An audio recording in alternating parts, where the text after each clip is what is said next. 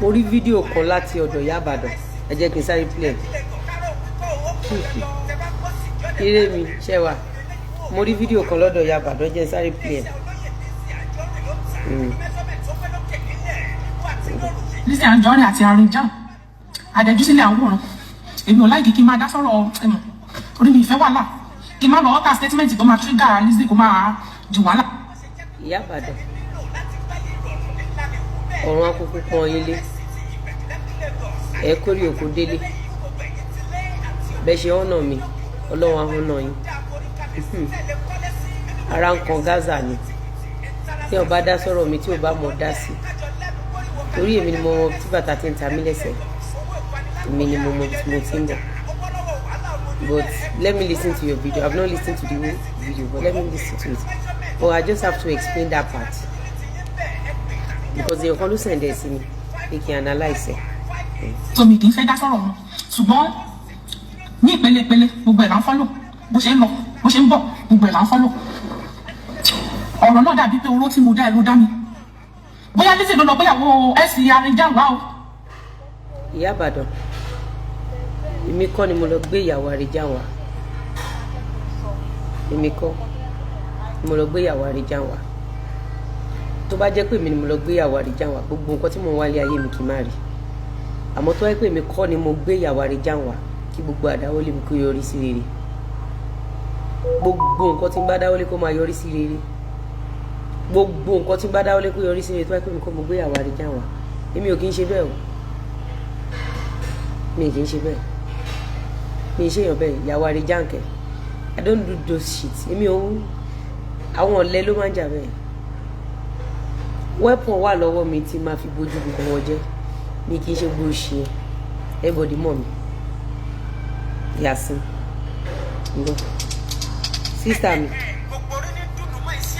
ibi tó bá ti ń sọ̀rọ̀ Lizzy ṣe rí ìyàwó Arìnjàn àwọn èèyàn Dorcas ló lọ arrange ìyàwó Arìnjàn wá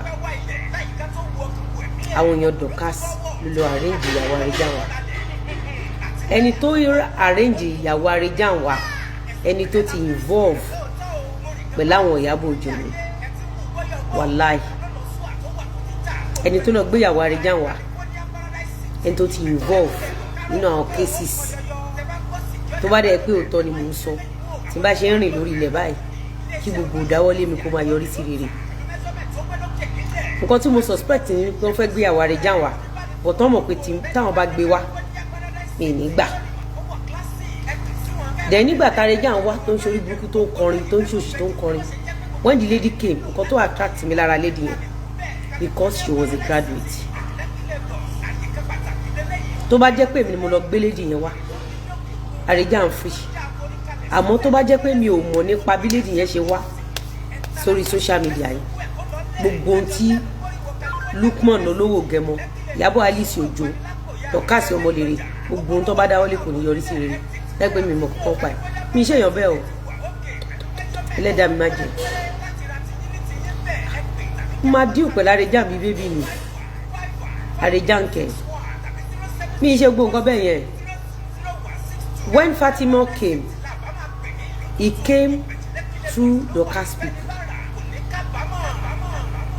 ọ̀rọ̀ Fatima dẹ̀ ti wà nílẹ̀ tipẹ́tipẹ́ pé onítíátà kan máa gbé ogun o pé ṣùgbọ́n tó bá gbé ogun pé ẹran ara ẹ̀ ló máa gbé mi pé kí n fọkàn mi balẹ̀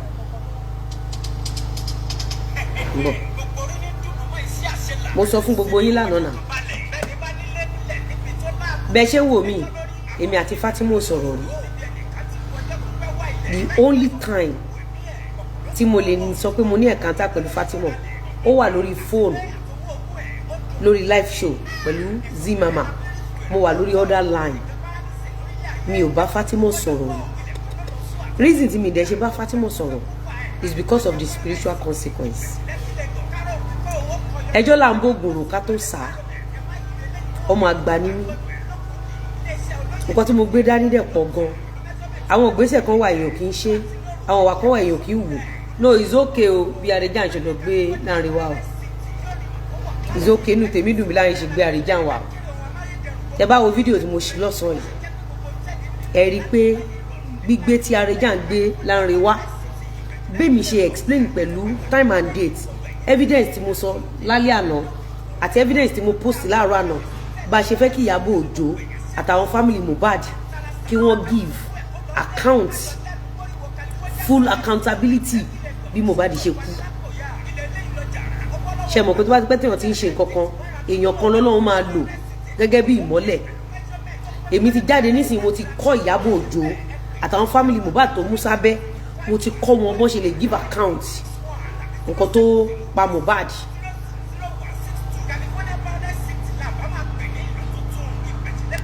wọ́n sọ̀rọ̀ tí máa fi block ẹ̀.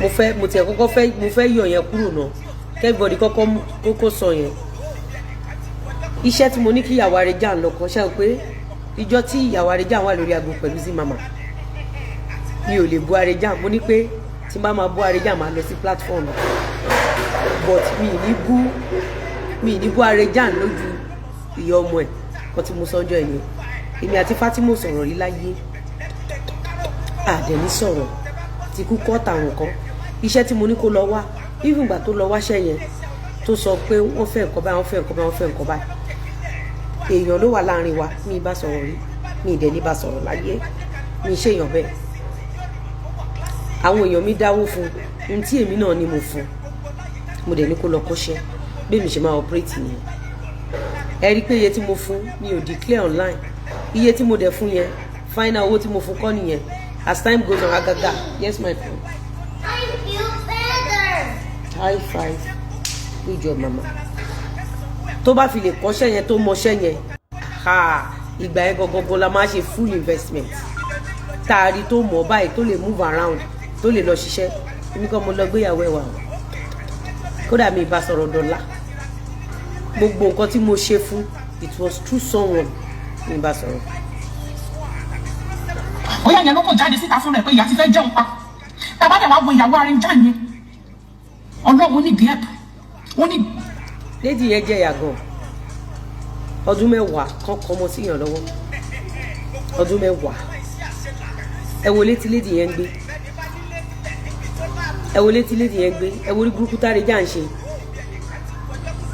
ẹ rí létí lédi yẹn ń gbé ni ẹ rí ọmọ ẹ rí pé àwọn kan wà tó amaze mi lára Fatima ṣe mọ̀ pé Fatima kò instigate ọmọ ẹ̀ against Àrẹ̀jà. I don't want her anymore.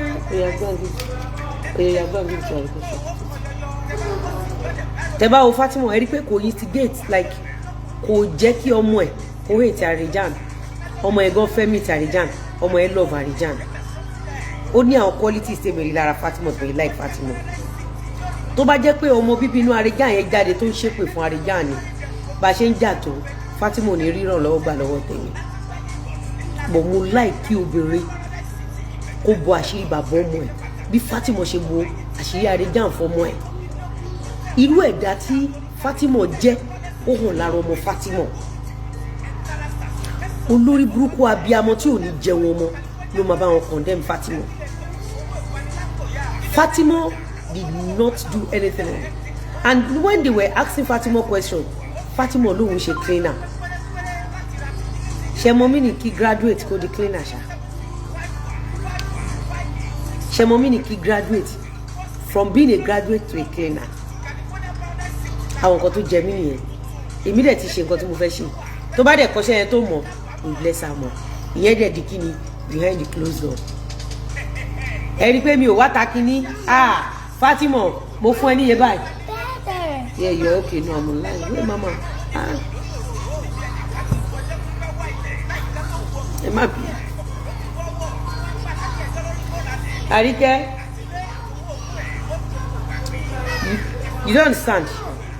So, ẹ rí pé mi ò jáde kíní. Fatima, mo gbé iye báyìí lẹ̀ fún ẹ.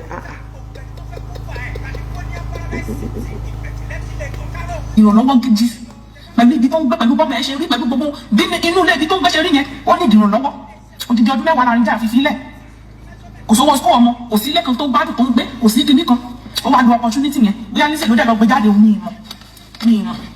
Yàbàdàn èmi kọ́ mo gbé jáde o mo fi ilẹ̀ ọ̀gẹ̀dẹ̀ tí mò ń tẹ̀ mo fi búra nǹkan mi ṣe bẹ́ẹ̀ mi ò ṣe gbogbo jákujàku yẹn tó bá jẹ́ pé èmi kọ́ ni mo gbé Fatima jáde kí ilẹ̀ ọ̀gẹ̀dẹ̀ kó dọ́wọ̀ fún mi gbogbo àdáwọ́lé mi lórí ilẹ̀ kó yọrí sí rere tó bá jẹ́ pé èmi kọ́ ni mo gbé Fatima wá èmi kẹ̀ èmi ò ṣe bẹ́ẹ̀ ṣé má lọ gbé Fatima wá àwọn ọjà èmi ò ṣe bẹ́ẹ̀ Ìyá Ìbàdàn ẹni pé tí má máa wá pẹ̀lú time and date pẹ̀lú receipt èmi ò ṣe gbọ́ àwọn nǹkan bẹ́ẹ̀ Fatima fún rẹ̀ ló wà adẹ ti ṣe kọ́ta fẹ́ ṣe. ṣùgbọ́n nígbà tí àyíjà wa wò pé kí ni tóun ṣe o ó wá lọ gbé àbúrò Lizzy kan jáde. ní ìwà Ìyá Ìbàdàn Àrẹ̀jánà àti ìyàwó ẹ̀ wọ́n jọ ṣe ṣóò fún mi lọ́dọ̀ Bíọ́lá ni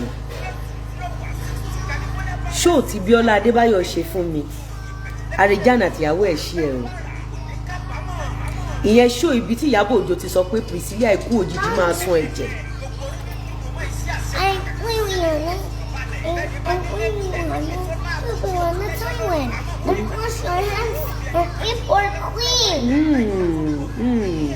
Ó tún gbé mi débẹ̀.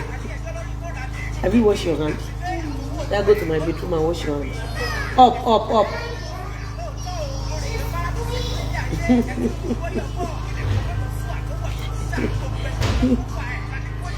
Bàbá àní.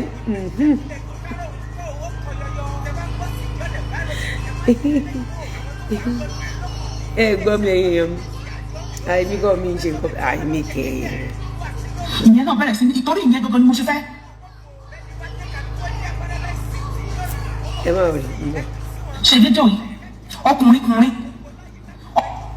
Fún pé Àrẹ̀jánà ṣí ẹ̀ fídíò Àrẹ̀jánà ló tún bá Bíọ́lá Adébáyọ̀ polówó ṣóò tí Ìyábọ̀ Òjó ṣe fún mi lè dárí Àrẹ̀jánà kò sẹ́ni tó lè parí ìjà yẹn ṣebí láti last year January ni kò sí bá bá lápẹ́ tó lè parí ìjẹ̀mí àtàrẹ̀jánà kò tí sí láyé. You see, there are some things in life gbogbo nǹkan ló lè gbà má gba ibi tó ti ń disrespect àwọn ọmọ ẹ̀ gbogbo nǹkan láyé ló lè gbà ibi tó ti ń disrespect àwọn ọmọ ẹ̀ kí ni ti ìyàwó Àrẹ̀jánà àtàrẹ̀jánà láti máa ṣí ẹ̀ ṣó ibi tí Ìyábọ̀ Òjó ti ń sọ wípé ọmọ òun máa sun ẹ̀jẹ̀ kí ni tàrẹ̀jánà níbẹ̀ ṣerú ṣó yẹn ló yẹ k'Àrẹ̀jánà àti ìyàwó ẹ̀ ṣí ẹ̀. That was last year, January 3rd. Kò sẹ́ni tó sọ̀rọ̀ lọ́bẹ̀ mọ́ o. Ṣóò tí Bíọ́lá Adébáyọ̀ àti Ìyábọ̀ Òjó ṣe fún mi. Ṣóò lè gbárù ẹ̀. Ṣóò pray kan ṣerú ẹ̀ fọmọ ẹ̀. Orí pé ogun yóò sọ̀rọ̀ lọ́bẹ̀. Ìtorí ẹ̀ lèmi ṣe máa introduce èpè, ègún, àdàbí. Àrẹ̀jánà dẹ̀ ti ń bá Ìyábọ̀ Òjó ṣiṣẹ́ tipẹ́tipẹ́. Tó máa bá Ìyábọ̀ Òjó attack àwọn èèyàn l'Abẹ́òkúta. You see, for that single video tí Àrẹ̀jánà share níbi tí Ìyábọ̀ Òjó ti ń promise Priscilla ní ẹkún ikú òjijì ẹkún ẹ̀jẹ̀, for that single video mi ò lè forgive Àrẹ̀jánà. I understand that ọ̀pọ̀lọpọ̀ yóò ronú lọ́bẹ̀ ọ̀pọ̀lọpọ̀ yóò sọ̀rọ̀ lọ́bẹ̀, it's okay. Ṣé mọ̀ pé mi smart mo dẹ̀ wà clever. Ẹlòmíì ò ní tìjú o àpò ìtìjú ẹlòmíì ó ti fàyà gbẹrẹgẹdẹ ọmọ bíi 40 years old ọmọ àsùnkún bẹ́ẹ̀ yóò bẹ̀rẹ̀ sí ní gbẹ́kunlé mọ́ oníkùnrin ẹ lọ́wọ́. Point of correction, Ìyá Ìbàdàn 44 ọmọ 44 years old ó ná bí wa léra wa ni èmi mo dẹ̀ san house rent bàbá ẹ̀ èmi mo san house rent tiẹ̀ kò dára bàtà kò dára ọ́ndìsì kò dára aṣọ sọ́rùn rẹ̀ ó dẹ̀ tún sọ pọ́ bí wa léra wa gbà tó dànù oníṣẹ́ mi nìyá ọ̀hún ló lọ bí wa léra wa.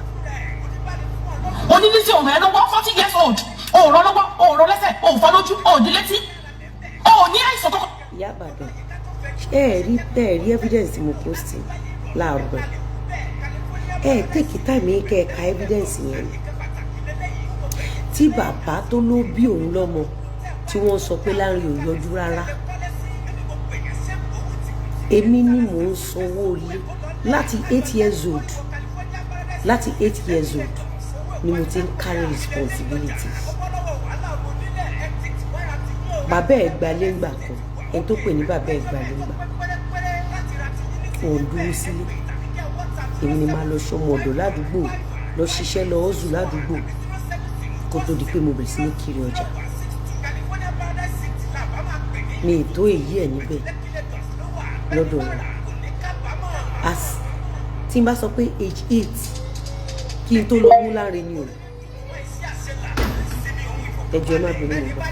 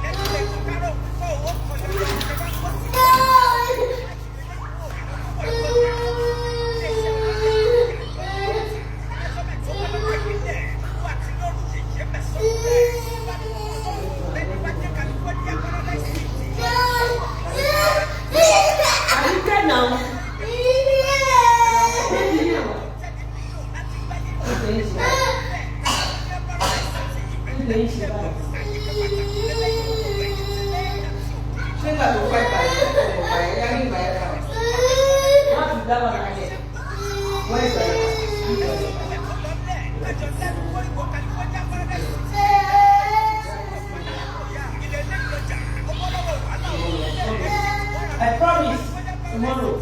I promise. Tomorrow I promise ice cream. I promise ice cream. Tomorrow I promise ice cream. I promise I promise amala kewedu agbegbe.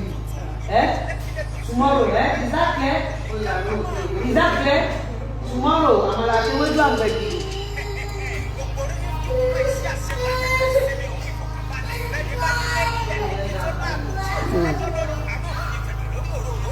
Ẹ má bínú. Ó ti parí ice cream ẹ̀, ice cream ti tán.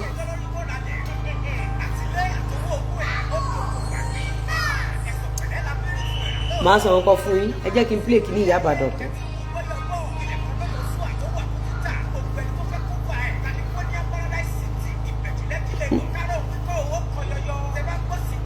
Màá sọ nǹkan fún yín tẹ́ bá ṣe tán.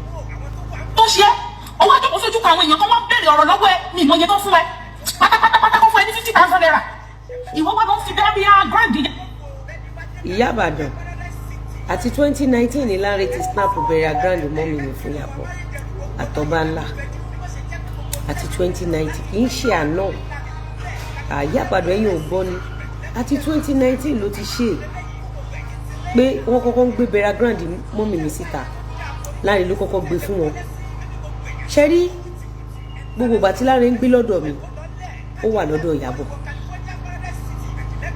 but at times some of them ò kì í mọ̀ pé àwọn wà nínú group Ìyábọ̀ and at times some of them mọ̀ he has been working for Ìyábọ̀ gbogbo èyí tó wá ṣe yìí pẹ̀lú Arejan ẹ rí pé ńgbà tá bẹ̀rẹ̀ kéèsì Mohbad l'Arejan jáde ẹ rí pé Arejan ò lè sọ pé pàtó nǹkan tí mo ṣe fún rẹ̀ níjọ́ tí mo rí pé Arejan ṣí ẹ fídíò tí Ìyábọ̀ Òjó ṣe fún mi ó yẹ kí n attack Arejan but mo fún Arejan ní lọ́ngọ̀ mo mọ̀ pé Arejan ń padà bọ̀ ó ní fídíò woman kan náà tí mo fẹ́ play tí n bá play lè tán Arejan Lanre Nike they been working with Ìyábọ̀ Òjó Ìyá Ìbàdàn bóyá kí n wo show wa tó bá jẹ́ pé ẹ ní orí ọ̀fẹ́ láti wo show wa ẹ rí i pé bó ṣe pa Mohbad wọ́n ti pa Lanre náà bẹ́ẹ̀ owó ló gbé dúró I have to go and sell my gold ìyàwó ẹ ní cancer wọ́n wá ṣàwò náà pa I sold my gold ẹni pé kò sọ bó ṣe wà yẹn ọ̀rọ̀ ẹ̀mí kò fi ṣe appetizer pé bó ṣe yẹ kí Ìyábọ̀ Òjó kó ṣe accountability ikú Mohbad ó ti yẹn ọ̀rọ̀ ẹ̀ ò jẹ́ nǹkan kan lójú tèmi. Alice ò bẹ̀rẹ̀ sí ní fún òun bẹ́ẹ̀ bíbá iná sísí ọ ilé ibi tí mọ́mí ẹ̀ ń bẹ̀rẹ̀ ọ àjẹ̀wájú pẹ́ lọ́wọ́ náà ilé yẹn ṣe é wò ọwọ́ ní kò rìn ẹ́ lọ́wọ́ oníkùnrin oníbísọ̀. Ìyá Ìbàdàn Lanre àtọ́ba ńlá ti gbé ìlú lọ sí bẹ̀rẹ̀ grand mọ́mì mi rí ẹ̀dùn ṣé àwọn Ìyá Ìbàdàn Láńre tẹ̀ ń wò yẹn àti ọba ńlá Elizabeth ọba ńlá wọ́n gbé ìlú wọ́n gbé lọ sí Burial Ground mọ́mì mi. That was last year or year before, early last year or late year before. Mo ṣe gbọ́ pé wọ́n clear orúkọ mi ní Dùmátà wọ́n ṣorí burúkú straight yìí. Ìyá Ìbàdàn máa mọ bó ṣe ń lọ. Bẹ́ẹ̀ lọ́wọ́ àjẹjọ 40 tó wà bóyá more than 40 years ago tó wà. 44 point of correction 44. Òun bá ìrànlọ́wọ́ lọ́wọ́ obìnrin àtẹ̀yìntọ̀. O ò lè ṣiṣẹ́ ọgbà ẹ ti rọ. Ojú ẹ ti fọ́ òríran láti lè ṣiṣẹ́. O ò máa dá ọkọ̀ mú. O ò mọ bíríkì là ń ṣe. O ò mọ bíríkì sọ pé ń ṣe. O ò mọ pé kó máa tẹ̀lé àwọn èèyàn lọ sí sáìtì. O ò mọ gbogbo yẹn. Tá bá tọrọ ọmọ ẹjẹ́ máa láwọ̀ ẹ̀yìn èèyàn. Ẹ má kàn dédé máa tọrọ ọmọ. Ẹ̀yin tẹ́ máa sọ́dà ọmọkùnrin ni mo fẹ́. Ẹ má dédé máa tọrọ ọmọ o. Ẹ máa tọrọ ọmọ alálùbáríkà ọmọ tó ní làákàyè. Ọmọ tó mọ nǹkan tó fẹ́ fọjọ́ ayé ẹ̀ ṣe tó fẹ́ fọjọ́ orí ẹ̀ ṣe. Ẹ lọ́dún yẹ kó fún ẹ kó jẹ́ lójú. Láti lọ máa gbé Burial Ground ẹ̀gbọ́n bàbá ẹ̀ síta. Ọ̀rọ̀ oníyá ni oní ẹ̀gbọ́n bàbá ẹ̀ ni. Kò máa débi tán sin bàbá ẹ̀ sí. Ìgbà tí bàbá ẹ̀ kú kò máa débẹ̀ kò máa yọjú. Ẹ má bínú níjẹta ẹ̀ mo kú náà ni tí mo ní ó pè mí òun kọ́ ló pè mí. Bọ̀bọ́ tó text mi message tí mo post láàárọ̀ yìí bọ̀bọ́ yẹn ló text mi pé bàbá Láńre ti kú. Ó láwọn dẹ̀ ti pe Láńre títí ó ní kò gbàgbọ́. Ṣùgbọ́n tó di ọjọ́ kejì bọ̀bọ́ yẹn sọ pé àwọn oníwò kú yìí ní rẹ̀ pé kí n jọ kí n send owó wọ́n á send owó sí wọn. Wọ́n wá lọ fi ra itẹ́ wọ́n fi sin bàbá Láńre sí. Kò débi òkú bàbá ẹ̀. Èmi ni mo sanwó itẹ́ èmi ni mo sanwó gbogbo nǹkan tó fi sin bàbá ẹ̀. Ìyá Ìbàdàn níjọ́ ta fẹ́ ṣe final burial mọ́mì mi. Bàbá Láńre sọ pé tí òun ò bá gba certain amount òun ò ní débẹ̀. Èyí tó wá yà mí lẹ́nu ni wípé mọ́mì mi dẹ̀ ṣe dáadáa gan. Mọ́mì ṣe dáadáa gan.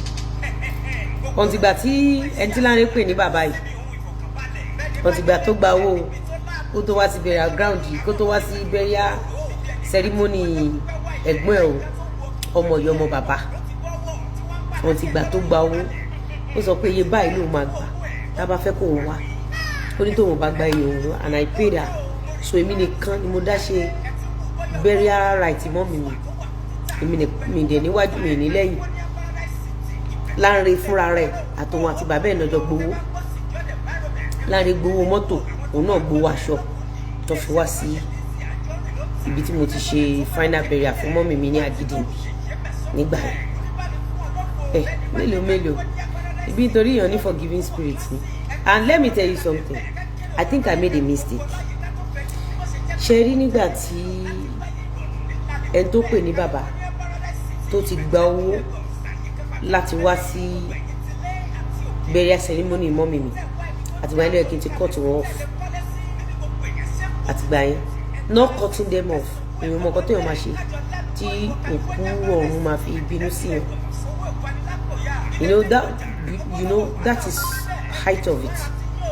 I shouldn't have continued paying their house rent, looking out for them, giving them money since the owó tí wọ́n gbà wọ́n tó wá síbi burial mọ́mì mi yẹn as in ọmọ ìyá ọmọ bàbá ni man tó meanwhile man yẹn kọ́ ló bí Láńre o wọ́n kàn gbé fún ni o ó ti yé ọmọ ìyá ọmọ bàbá ẹ̀gbọ́n ẹ̀ tóun tẹ̀lé ohun tóun tó fi gbowó ó tó wá sí burial àǹtí ẹ̀ tó tẹ̀lé tó dẹ̀ mọ̀ wípé ọmọ àǹtí yìí ló ń sanwó ilé ẹ̀ ló ń tọ́jú ọmọ ẹ̀ ló ń fún ẹ lóúnjẹ ló ń ṣe gbogbo ẹ̀ gbogbo fóòmù fíjẹ́ ọwọ́ tó rìn àti bẹ́ẹ̀lẹ̀ kí n ti kọ́ tí wọ́n that was ẹ mọ̀ pé téèyàn bá rí how can I put it ṣe mọ̀ bóyá tó pé mọ̀ mi wà láyé tó ń bá ṣe nǹkan yẹn fún bóyá èèyàn kan tó súnmọ́ bóyá bàárẹ̀ èèyàn pè mí sákèsí pé irọ́ má súnmọ́ àwọn pípé mọ́ ó ti yé so èmi náà máa sọ wípé I made a terrible mistake ìgbà ẹni bá ti cut off à ń sanwó ilé wọn a ṣe fún wọn lówó oúnjẹ gbogbo yẹn kò necessary mọ́ gbogbo yẹn ò necessary mọ́ ó ti yé gbogbo yẹn but èèyàn ń kẹ́kọ̀ọ́ sí lójoojúmọ́ ni. ẹ ló yẹ kó fún ẹ kò jẹ́ lójú láti máa fi Burial Ground ẹ̀gbọ́n bàbá ẹ̀ ń àwọn ọ̀tá ẹ̀gbọ́n ẹ̀ torí pé kò rẹ̀ ẹ́ lọ́wọ́ tí ò bá rẹ̀ ẹ́ lọ́wọ́ ọwọ́ ń dùn ẹ́ ni ojú ẹ ti fọ́ ni ọ̀dẹ̀ nìkan ní bàbá ẹ̀ bí ṣé bí wọ́n nìkan bí bàbá ẹ̀ ṣe bí wọ́n nìkan bẹ́ẹ̀ ni ìyá Bísí náà ṣe bí òun nìkan tí Lizzy ò dẹ̀ fi rẹ̀ sílẹ̀ ìwọ ògbà lọ́pọ̀lọpọ̀ tó lè fi ṣiṣẹ́ láti tọ́jú ara ẹ̀ láti tọ́jú ọmọ tó bá bí àtìyàwó mi ìrọ̀pẹ́ ní nǹkan níyàwó wọ́n tún wá bẹ̀rẹ̀ lọ́wọ́ pé wọ́n lọ òun gbogbo ní ẹ̀ ojú lẹ́nu láti máa sọ pé òun gbogbo so os. Ìyá Ìbàdàn ṣẹ̀fẹ̀ káwọn èèyàn dáwó ni ẹ̀yin ò tún fẹ́ káwọn èèyàn dáwó ni àwọn tó fẹ́ mọ sàárì ọmọ wọn ẹjọ́ dáwó àwọn tó fẹ́ mọ sàárì ọmọ wọn ẹjọ́ dáwó wọn náà ti bẹ̀rẹ̀ rehabilitation òkété ṣòbò yẹ̀yẹ̀ òkété dẹ́kun gan nídìí rehabilitation òkété ọ́díò tó gbé jáde lánàá ṣó mọ̀ pé mo rìkọ́ọ̀dù ẹ̀ nígbà yẹn ṣó mọ̀ pé ọjọ́ tí mo gbé fún ọ́díò yẹn jáde ṣó mọ̀ pé ó yá dànù ni ọ́díò tán ló ń play lánàá ṣé òkété gan èyí olórí burúkú gbogbo ẹ̀rí bẹ́ẹ̀ kí ni ìyàtọ̀ òkété Lánrè àti Ìyábọ̀ àtàrẹ̀já kí ni ìyàtọ̀ gbọ́. bẹ́ẹ̀ ti pẹ́ kí n nílò ẹ̀ lábúrò o lè máa mú gbogbo kí wọ́n máa kówó mi fún ẹ torí tó ní sọ pé olóògbogbo ni ẹ̀yẹ o yẹ kí Lizzy máa kówó fún ẹ o lè máa ráyè fowó tiẹ̀ mọ́ gbogbo ẹni tó. ẹ ṣẹ̀ṣẹ̀ gbé mi débẹ̀ ni màmá ẹ ṣẹ̀ṣẹ̀ gbé mi débẹ̀ ni ẹ ṣílẹ̀kùn kí n bọ́lẹ̀ ó yẹ kémi máa kówó wà ní kó fi mi kòkòrò ẹgbẹ́ ògbọ́n ló mọtí àtàrẹ̀já àwọn àti Ìyábọ̀ àti Lánrè ẹgbẹ́ ògbọ́n ló mutí. jẹ́ pé kò kì í sùn from one side to another. aago 3 la sùn lóru èní mo ti jí padà ní 5 ẹ rí update mi ní tó 7 tí mo rẹ́ ni around 7 tí mo rẹ́ ni aago 3 la sùn lánàá ní òru èní yìí aago 3 la sùn mo ti jí padà ní 5. from one side to another bó ṣe wà níbi tó ti ń sọ̀rọ̀ lórí social media tó lè lo 5 hours níbẹ̀ yẹn wàá máa kúrò bó ṣe ń polówó ọjà ẹ̀ nínú òkè sùn so owó àìsàn ìwọ ẹ̀ kó wá máa kọ́ fún ẹ kí wọ́n máa fi mọ̀ gbogbo ẹ bá fẹ́ tọrọ ọmọ ẹ̀yìn èèyàn ẹ máa tọrọ ọmọ gidi ọmọ alálùbáríkà ìjókùnrin ìjóbìnrin ẹ má kọ́ máa tọrọ ọmọ ṣá o irú àwọn eléyìí ò kì í ṣe yan o torí mo rí fídíò yẹn láti ìjẹ́ tàbí gẹ́rin orí mi dẹ̀ ń lanú ni mi fẹ́ dá sọ̀rọ̀ yìí ṣùgbọ́n orí bọ̀bọ̀ yìí ni mo ṣe dá sí àríjà wa lọ bí ẹ wá nínú àríjà tí ò tọ́jú ọmọ tí ò tọ́jú ìyàwó ẹ̀ àti ìwọ èwo ló bẹ́ẹ̀ jù èèyàn bá yàn sùn ó wà bá dọ̀ ọmọ fódìdí ọdún 10 àtẹni tó bímọ. 10 years a graduate at that advert mi ń lọ a gbọ́dọ̀ gbàgbé advert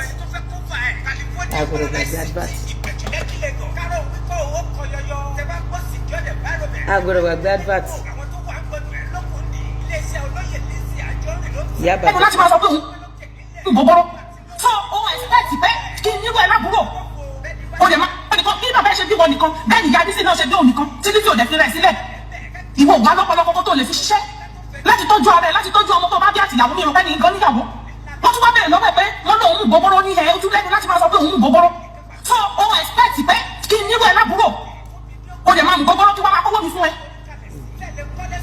torí tó ní sọ pé olóògbogbo ni ẹ̀yẹ o yẹ kí ìyẹn ni pé mò ń tọ́jú ẹ̀ ìyẹn ni pé mò ń help ẹ̀ gbogbo owó tẹ̀lé ta fi ń ṣe project yẹn òun ló yẹ kí n kó fún mi gbogbo.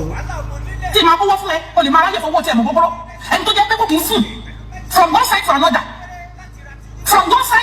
bó ṣe wà níbi tó ti ń sọ̀rọ̀ lórí social media tó lè lo 5 hours níbẹ̀ yẹn wàá máa kúrò bó ṣe ń polówó ọjà ẹ̀ nínú kò kì í sùn so owó àìsàn ìwọ ẹ̀ kó wá máa kọ́ fún ẹ kí wọ́n máa fi mọ̀ gbogbo ẹ bá fẹ́ tọrọ ọmọ ẹ̀yìn èèyàn ẹ máa tọrọ ọmọ gidi ọmọ alálùbáríkà ìjókùnrin ìjóbìnrin ẹ má kọ́ máa tọrọ ọmọ ṣá o irú àwọn eléyìí ò kì í ṣe yan o torí mo rí fídíò yẹn láti ìjẹ́ tàbí gẹ́rin orí mi dẹ̀ ń lanú ni mi fẹ́ dá sọ̀rọ̀ yìí ṣùgbọ́n orí bọ̀bọ̀ yìí ni mo ṣe dá sí àríjà wa lọ bí ẹ wá nínú àríjà tí ò tọ́jú ọmọ tí ò tọ́jú ìyàwó ẹ̀ àti ìwọ èwo ló bẹ́ẹ̀ jù èèyàn bá yàn sùn ó wà bá dọ̀ ọmọ fódìdí ọdún 10 àtẹni tó bímọ fún ọ àtọmọ fúnra ara ẹ o kò mọ bó ṣe ń jẹ kò mọ bó ṣe ń mu mo bá wá fi ẹ pé orí wọn lọ gbé x àwọn àtàwọn náà gbé wọn náà wá so kí wọn náà wá fẹ́ di Lizzy síta èwo ló bẹ́ẹ̀ jù níbẹ̀ ní méjèèjì orí yín ti burú sà Ọlọ́run ẹ má bínú o orí yín ti burú ọ̀bẹ̀dá ẹjọ́ lọ́wọ́ ṣẹṣẹ́ táyọ̀ ọba ṣe gbé ojú tètè gbọ̀nà òun lọ ẹ̀sìn lọ́wọ́ sílẹ̀ ṣe yọ ẹ̀sìn lélẹ̀ yọ ẹ̀sìn tó bá níyàwó sílẹ̀ bóyá kíyàwó ẹ̀ kẹ́mù ẹ̀ kó jáde nínú ilé ẹni.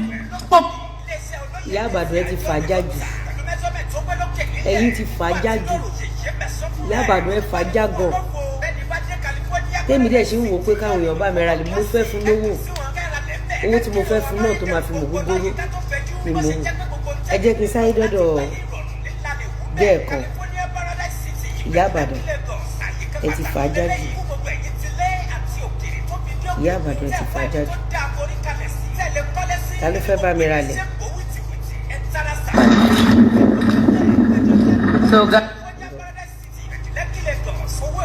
ok lace àbí ok lace yìí àbí ẹ jẹ́ kí n gbé amúṣe ni ẹ jẹ́ kí n gbé amúṣe ni ẹ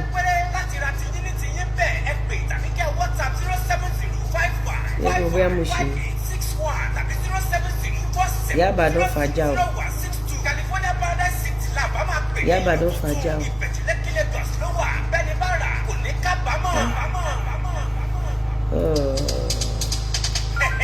gbogbo orí ní dùnú mọ́ iṣẹ́ àṣelà pẹ̀lú ìsinmi ohun ìfọ̀kànbalẹ̀ bẹ́ẹ̀ni bá nílé nílẹ̀ níbi tó láàbò tí ò tún lẹ́jọ́ lórí àmọ́ òun ní fẹ̀dọ̀ lórí òun. So guys, so ẹ má bínú. ọ̀pọ̀ ló ti bọ́wọ́ tí wọ́n ń padà lé mo máa rí fídíò léjì kan lẹ́nu àtìlé àtọwọ́ ogún ẹ̀. ṣé TikTok kan ni mo ti rí ni. ẹ̀sọ̀ pẹ̀lẹ́ la fi rí fún ìrà lóòótọ́ o mo rìn kan paradíṣe lórílẹ̀ ayé ẹ̀ tí ẹ jọ̀ọ́ má bínú mi ì fẹ́ pẹ́ rárá lẹ́nu. mi ì fẹ́ pẹ́ rárá.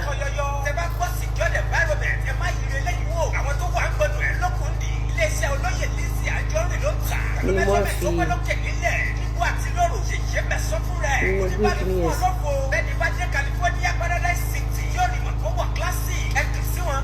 ẹ jọ̀ọ́ má bínú mo rí fídíò kan ní ọ̀sán yìí mo rí lórí TikTok.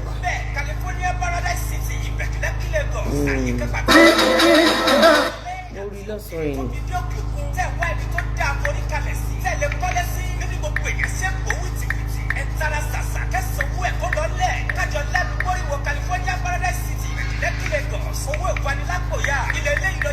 ẹni tó bá ní fídíò yẹn kó fún mi wúmà ẹ fà làsójú báyìí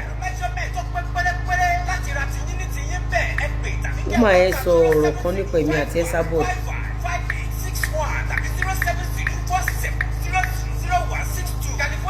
wúmà ẹ fà làsójú báyìí.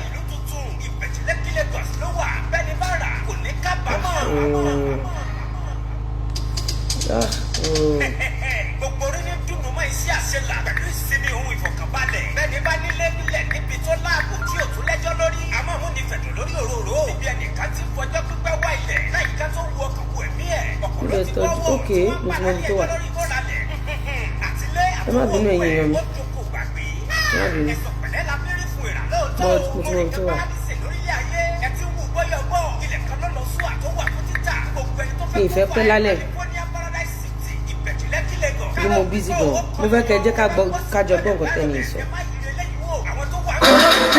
ó ti yẹ kí n ṣe fídíò tí mo fẹ́ ṣe yìí láti bí Jonathan ṣùgbọ́n nítorí pé ó escape mind mi. ọ̀rọ̀ mi ó fẹ́ lọ sọ́dọ̀ màmá Esabod. màmá lọ́pọ̀lọpọ̀ gbà. kò ń ṣe kì í ṣe Esabod Esabod kì í ṣe màmá Esabod Esabod lórúkọ ẹ̀ jẹ́ kì í ṣe egg fún kankan tó kọ Esabod pẹ̀lú egg ẹ̀sà ni ẹ̀sà kì í ṣe ẹ̀gà.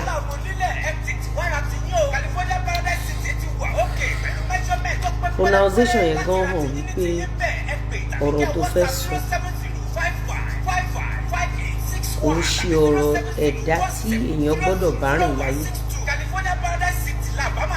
mo fẹ́ kó o ṣe fídíò mo fẹ́ kó o sọ̀rọ̀ ẹ tán kí n wá fún ẹ ní làákàyè ṣé o mọ̀ kó o ti lanu kó o ti sọ̀rọ̀. ẹni tó bá dẹ̀ ti wo irun ojú ẹ̀ àti pronunciation ẹ̀ a mọ̀ bí tó kù sí nínú ayé. ẹ̀dá tó bá dẹ̀ ní nǹkan rí ṣe láyé mo wà sure pé kò gbọdọ̀ ní nǹkan rí bẹ́ẹ̀ ṣe pọ̀ pẹ̀lú ọ̀rọ̀ tó ń jáde lẹ́nu ẹ̀ so now let's listen ń gbọ́. mo máa ń rí bí ẹni tó jẹ́ pé kò wá straight forward. mo máa ń rí. nígbà tí Esabod ń bá yín pa àwọn èèyàn ó wà straight forward. nígbà tó join yín fi rán Ìjẹ̀ṣà lẹ́wọ̀n ó wà straight forward. nígbà tẹ́sàbọ̀dù bá yín búlì Lizzy Anjorin tẹ́sàbọ̀dù bá yín ṣe show fún Florida níjọ́ tó ń ṣe 1 year birthday nígbà tí Esabod bá yín lọ gbé fake birth certificate Florida wá gbogbo ìgbà tí Esabod sọ wípé ọ̀tá Florida ò lè sọ̀rọ̀ ìgbà yẹn wà straight forward àbí ẹ̀yin tẹ́ bá jẹ́ family arábìnrin ẹ wojú ẹ̀ dáadáa ẹ wojú ẹ̀ dáadáa ṣé ẹ ti rójú ẹ̀ ẹ jájọ gbọ́ nǹkan tó sọ. bí ẹni tó máa ń wà pa Iyaz mama Esabod àgbàlagbà nínú with due respect ni mo fi ń ṣe fídíò yìí àìmọye ìjà fracas ló ti wà láàrin ẹ̀yin àti Liz lọ́pọ̀lọpọ̀ gbà mo máa wá rí i pé tí ẹ bá rí èèyàn kan tó ń jà pẹ̀lú Liz mo máa rí i pé stylishly ẹ máa ń kàn fún àwọn èèyàn yẹn. sọ̀rọ̀ tó sọ ṣó mọ́ pọlọ dání pẹ̀lú ọjọ́ orí ẹ̀ o bọ́dì tó ní how do you feel pẹ̀lú bọ́dì ẹ pé o ní ọpọlọ so expect k'Esabod kú fún yín èyí t'Esabod bá yín ṣe fọ́dún méje kò tó yín ẹ sì fẹ́ káwọn ọmọ yín ṣọ́kù ìjà yín l'Esabod gbè títí tó fi tán nínú ayé ó sì continue kó máa ṣerú yín lọ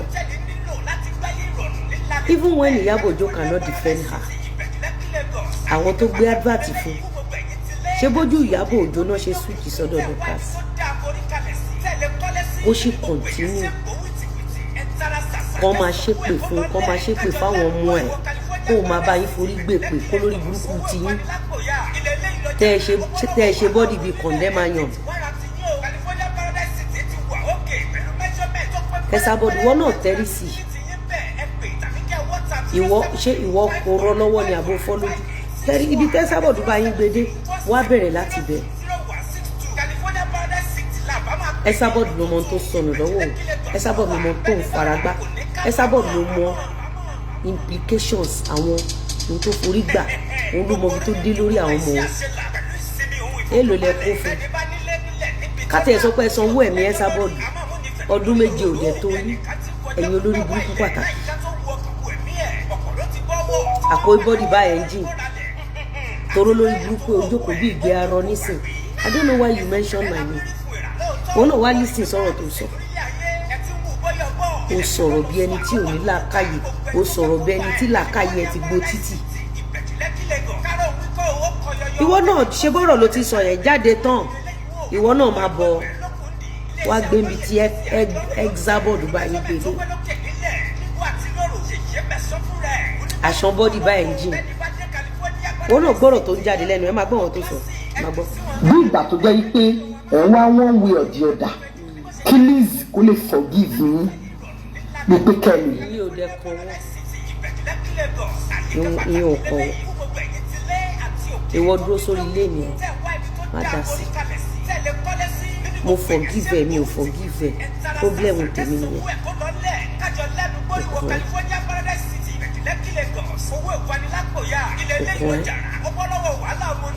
ìwọ nísìnyí ó wá sórí social media ó sọ̀rọ̀ bá yí ọmọ ẹ ṣe máa dá ìyá tó bí èmi lọ́mọ tó bá jẹ́ pé ẹ̀sìn tí wọ́n wá ń ṣe yìí lórí cyberspace tó bá jẹ́ pé ẹ̀sìn yẹn ni màmá mi ń ṣe nígbà tó wà láyé ṣòro pé màá débi tí mo dé lé torí ojókòó bí apẹ̀rẹ̀ tòmátò oṣoorí sẹ́mọ́nú bí ọ̀dùnkún ewùrà olórí burúkú afọ́fúngbẹ́mu ẹ̀ kí lórúkọ mi wá lẹ́nu ẹ̀ kí lórúkọ mi wá lẹ́nu ẹ̀ olórí burúkú akúmọ̀mọ́dúdì ọ̀lẹ́ olè atògbòjà alápámá ṣiṣẹ́ ìwọ títí ẹ ti bàjẹ́ orùpọ̀rọ̀ tó jáde lẹ́nu ẹ̀ èèyàn kan tó lọ́pọlọ afẹ́bẹ̀ ẹ̀ṣọ́ rẹ̀ it shows you are a killer it shows you are a bitter soul it shows you are a failed idiot ó dẹ̀ fi hàn pé kò sọmọ tó lè tara ẹ jáde tó lè jẹ́ èèyàn olórí burúkú obìnrin ni ẹ́ ojú òun ti ẹsẹ̀ yín ìrìn ẹsẹ̀ yín ò yí padà ẹ ní làákàyè ni ìyá kankan ló bí Dangote ni ìyá àkọ́kọ́ ló bí Ọ̀tẹ́dọ́lá. Ọjọ́ òlẹ̀ ti rí ìyá Lizzy kó wá sórí burúkú lórí social media. Ọjọ́ òlẹ̀ ti rí Lizzy kó bẹ̀ sí máa lọ fún random people. I stay on my lane.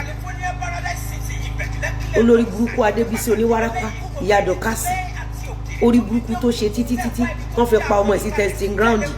Èyí olórí burúkú Dọ̀kásì. Ojú ayé Adébísí ní ké Dọ̀kásì ló ti bẹ̀rẹ̀ sí ní grow bí fibroid. Àgbákò ike burúkú tó wà lẹ́yìn Dọ̀kásì ń sìn. Àràgbá yamuyamu ike 10 feet. Ṣó wá kéré nú ayé. Olórí burúkú yìí kàn máa tan live chat. Ọ̀rọ̀ tí ò kàn yín ẹ̀ kàn máa dá sí. Áwàsì tó yẹ kó lọ máa fi sọ fọ́lọ́run bó ṣe máa ṣàánú ẹ wàá wà bí wàá máa gbèpè. So ìwọ mọ̀ pé Esabod who offend Lizzy. Ẹ má dá sí bóyá mo fẹ́ dáríjì àbí mi dáríjì kò kàn yín. Ẹ má dá sí ẹ kó ṣì lọ ẹ kó rí burúkú síwájú ẹ ṣọ̀ síwájú. Olórí burúkú ẹ̀dá ni wọ́n. Olórí burúkú ẹ̀dá ni Ìyábọ̀ Alice Òjó tí ọ̀run máa fi kú ọmọ dá lóró. If not for Ìyábọ̀ Òjó, Esabod and Baba Ìjẹ̀ṣà, they were like this. They were friends. They were not just mere friends. Ibi tí Ìyábọ̀ Òjó ti so Esabod dókun mẹ́ran tó ti sun kò sí lọ́rùn. Olórí burúkú Ìyábọ̀ Òjó. Olúbùnmi Fẹ́túgà láti kéèkú olóṣì. Olórí burúkú Fẹ́túgà ṣé ìyà orí burúkú iṣẹ́ tẹ́ ẹ rán Esabod ṣé ẹ lè rán lórí burúkú aláti ké Olúbùnmi Fẹ́túgà bẹ́ẹ̀ ṣé bẹ́ẹ̀ náà níyà tí ẹgbẹ́ àwọn ìyá yín jáde kan wá gbé pè ẹgbẹ́ àwọn ìyá tó ti tẹ́ ẹ ti ara ẹ̀ jáde kan wá gbé pè tí ò bá sí àgbàyà kí dánidání aláìlérò irú Esabod yẹn máa tẹ̀lé Ìyábọ̀ Òjó lọ máa bú orí aláìṣẹ̀ ṣé mi àti Esabod níjà ti tẹ́lẹ̀ ṣé Esabod àti Ìjẹ̀ṣà ní ṣọ́níjà tẹ́lẹ̀ ṣé Naira Marley pàdé Esabod ṣé kò kí ń ṣe Ìyábọ̀ Òjó ló gbé wa lọ́bẹ̀ ẹ̀rí ilé ayé wọn ayé bá sọ ẹ̀dá wọn fi bú ẹ̀mọ́ ẹ ti sọ Esabod lórí burúkú lójú ara yín àbí ẹ̀yin lẹ fẹ́ wá bá mi sọ bóyá mo máa dáríjà ìyẹn ò kàn yálà yá yín.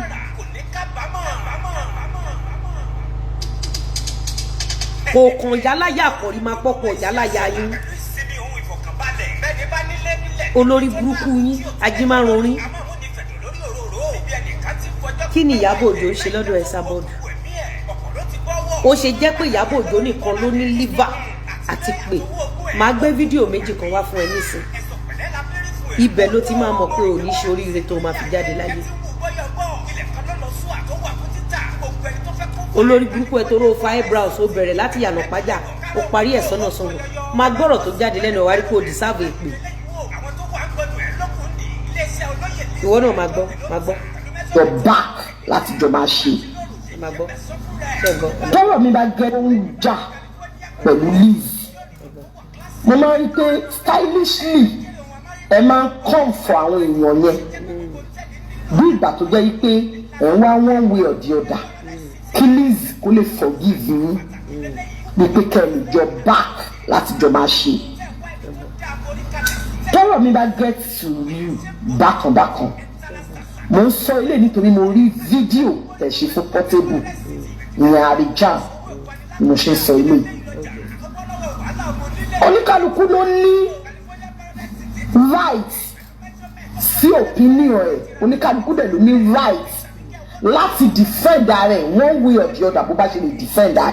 So Àríjà ló wá ń defend ara ẹ̀ lọ́dọ̀ ti tèmi tí mo jókòó jẹ́jẹ́ Àríjà ń wá fún torí pé kò lè dáa fún ẹ tọmọtọmọ torí pé ò lè ṣoríire tọmọtọmọ torí pé ò lè bẹ́gbẹ́ pé tọmọtọmọ torí pé ò lè jẹ́ èèyàn mọ́ tọmọtọmọ ẹ̀ so nísìnyí nínú ọpọlọ títí ẹ ìdí tó ṣe jẹ́ èèyàn nìyẹn ìdí tọ́lọ́run ò ṣe kọjú sí ẹ ṣe lóore nìyẹn ìdí tí ilé ọ̀gẹ́rẹ́ ò ṣe gbẹ̀ẹ́ láyè kò ṣe nǹkan rere lójú òun nìyẹn ìdí táwọn tó ilé ayé tí wọn ò ṣe gbẹ̀ẹ́ láyè kò jẹ́ èèyàn nìyẹn imagine so Àrẹ̀jàn tó lọ bá Ìyábọ̀ Òjó àti Bíọ́lá Adébáyọ̀ ṣí ẹ ṣó ibi tó ti ń promise ọ̀tá tèmi pé Priscilla máa sun ẹ̀jẹ̀ jẹ́jẹ́ mi ni mo jókòó so bí Arejan ṣe wá fún mi yẹn ìbá fọ sórí pé lórí ibi sórí pé òkú ni ẹ nínú ayé sórí pé òkú ni ẹ sórí pé lórí burúkú ni ẹ sórí reason tó ṣe make ẹ sórí reason tí o ṣe dáa fún ẹ sórí reason tí ẹ̀mẹ́ kò ṣe súnlé àná sórí reason tí ọkùnrin kan kò ṣe fẹ́ bẹ́ẹ̀ lò gbà sórí reason tí Ọlọ́run kò ṣe fẹ́ bẹ́ẹ̀ lò gbà sórí reason táwọn tó nílé ayé ò ṣe dáríjì ẹ so Arejan tó dìídì wá fún Lizzy tí gbogbo ayé rí nígbà tó dọ́dọ̀ títí ẹ gẹ́gẹ́ bí ọpọlọ ẹ tó jẹ́ pé ibi tó kọjú síwájú nínú ọpọlọ àwọn èèyàn ẹ̀gbẹ́ àtẹ̀yìn ní títí ẹ kọjú sí.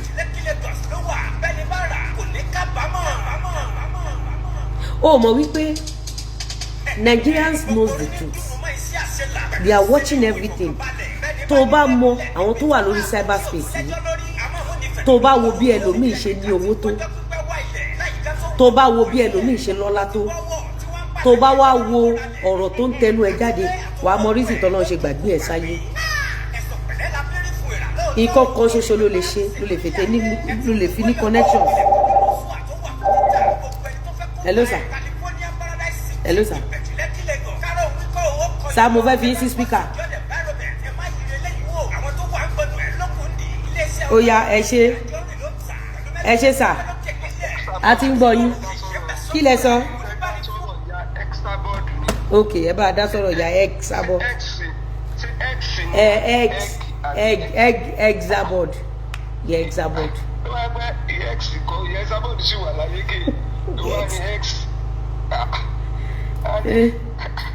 wọ́n ti wá sọ ìyá Exabod organizer yóò máa bá wọn pọ̀ wọ́n sì ní òde wọ Nàìjíríà mọ́ wọ́n fi bú àwọn láwọn ń wọ Nàìjíríà ń tiẹ́ wọ́n ní kò mọ òbí dákọ̀ wọ Nàìjíríà àwọn iná ni o ìyá Exabod ń bò ìyá tiẹ̀ wà tí ò pé mọ́ mi ẹwọ̀rọ̀ tó rùn tó sọ̀kan ìnísìn ẹ tó sọ àmọ̀dá tí kè tó lẹ̀ mójú ó ní olúkálùkù ló ní ráìtì ẹ̀ olúkálùkù ló lópinion so ìyá Exabod kò lópinion mọ́ ti rẹ̀ ẹrú ni wọn ní kọ́ mọ́ ṣe bí wọ́n bá ti dá lọ so Exabod bá ti jáde tó mú ìlàrí jáde tó ní yá jáàjì òfà òun ti yá làtí àti ọ̀tá Lizzy ó straight forward Exabod wà straight forward ṣùgbọ́n tẹ́lẹ̀ Exabod bá sọ pé Arejan ọ̀rọ̀ yóò kẹ́ lọ tọ́jú ọmọ yẹn ó ti wà bias ó ti ẹ̀sùn ìbò dáadáa àwọn bias àwọn èèyàn gbé ìbò kan lórí kan ní. Exabod ni Exabod wọ́n ti ẹ̀ ti pa gan kó tó kú. dárúkọ Liz tán lé amọ̀ mójú ẹ bá rò pé ó máa forgive yín ẹ̀yin ní jọ́ọ̀jì. irọ́ àwọn náà bá mi láyé mi. ó máa forgive yín ẹjẹ ẹ̀mí ń tọ́ṣẹ́ra wọn. so gbogbo bí màmá yìí Exabod ẹ bó ṣe ó yọ àhálẹ̀ mọ́ ẹ máa rò pọ̀rọ̀ tó ń jáde lẹ́nu pẹ̀lú kàrámọ̀ yẹn ẹ máa rò pé ọ̀rọ̀ ọpọlọ bẹ́ẹ̀. àṣọ bọ́dì kò sọpọlọ ẹyọ kan ṣoṣo. ẹwẹ́nu ẹwẹ́ ìlànà jáde Exabod. ẹ sà mí tí ì plé ẹ̀ tán sà ẹ jẹ́ ń plé ẹ̀ tán ẹ gbà mí láyè kí n plé ẹ̀ tán. ẹ plé ẹ̀ tán torí lè gan ti ẹ̀ ń provoke mi lásán. ẹ sà ẹ tí ì rí provocation ẹ jẹ́ ń plé ẹ̀ tán ẹ rí bàbá provocation ẹ jẹ́ ń plé ẹ̀ tán sà ẹ jẹ́ ń plé ẹ̀ tán. àwọn àka èèyàn. àwọn olórí burúkú ẹ̀dá àwọn ẹni òfò ẹ máa gbọ́. ẹ̀yin nìkan kọ́ lẹ gbọ́ tán mà. ṣé ń gbọ́. àwọn Yorùbá sọ pé mo gbọ́ tán mo mọ̀ tán kò sí irú onílù mi láyé ṣíọ̀. olórí burúkú títí ẹ Ìyábọ̀ Òjó free láti tẹ̀lé Dorcas àmọ́ ya Exabod kó máa sìn yín lọ kó máa lọ forí àwọn ọmọ ẹ̀ gbèpè àtórí ọmọ ẹ̀ kán máa ṣàbìlù kan láàárọ̀ lọ́sàn-án lálẹ́ àmọ́ lórí burúkú Ìyábọ̀ Alice Òjó tí ọ̀run máa fi kú ọmọ dá lóró òun ni chairman lórí social media òun ló lè yọ sọ́tún kó yọ sósì ó mọ̀ kan tán máa sọ pé àwọn ṣe fracas Esabod gan ò jẹ́ Esabod mọ́ bí ayé àtijọ́ ó dá pọ́n láṣìírí Esabod lọ́wọ́ nǹkan tí Ìyábọ̀ Òjó ṣe fún Esabod pray kan ṣe fún ẹ àwọn òwà bí láti gbèjà anybody a kàn observe from afar ńgbà tí Ìyábọ̀ Òjó máa dági mọ́ Ràkúnmí onígbáná lẹ́yìn ọ̀run bí ìkókù ni ìwọ orí géèmù burúkú tí Ìyábọ̀ Òjó ń gbá ni Ìyábọ̀ Òjó ò gbá géèmù fún anybody tó wà láround ẹ̀ pé kẹ́ survive géèmù kú ló ń gbá fún yín Ràkúnmí onígbáná ó fi ayé ẹ̀ ó fi ọ̀run ẹ̀ ó tún bà image ara ẹ̀ jẹ́ ó bà yí ara ẹ̀ jẹ́ ó bà yí àwọn ọmọ ẹ̀ jẹ́ ó bà ìjẹ́nìyàn ẹ̀ jẹ́ ẹbí Ràkúnmí ló ń produce Ìyábọ̀ Òjó produce ọmọ tó jáde tó tẹ̀ ẹ́ sí Ràkúnmí lójú less than 24 hours ni Ìyábọ̀ Òjó mọ́mọ yẹn sọ́dọ̀ bí ìgbà tó jẹ́ wípé Ìyábọ̀ Òjó ló fi fake account lọ sọ fún ọmọ yẹn pé lọ tẹ̀ sí Ràkúnmí lójú. The worst thing nígbà tó lórí burúkú mega shiti mega failure ìgbà ó ní mo mọ sí mama ìgbà ó ní mo mọ sí mama Zimama ni mo mọ̀ last Zimama ni mo mọ̀ last nígbà tí mo rí pé wọ́n fẹ́ dìtẹ̀ mọ́ mo jẹ́ kí gbogbo àgbáyé mọ̀ wípé is either Zimama or nobody